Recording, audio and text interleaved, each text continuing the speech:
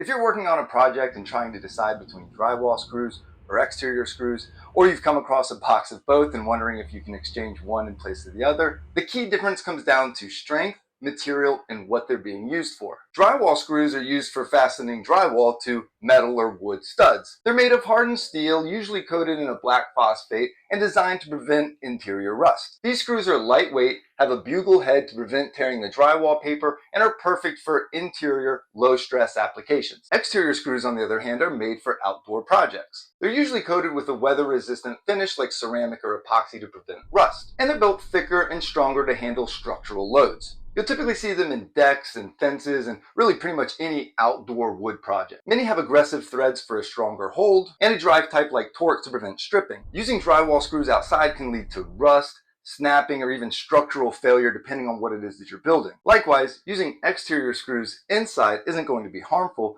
but it's going to be unnecessary. These are significantly more expensive than drywall screws, and that's because they're built better and made for structural loads. So use drywall screws for interior walls and use exterior screws for anything exposed to weather or bearing weight. Using the right screws ensures your project lasts and performs safely. Hope this was helpful. Reach out anytime with questions or concerns, and have a great day.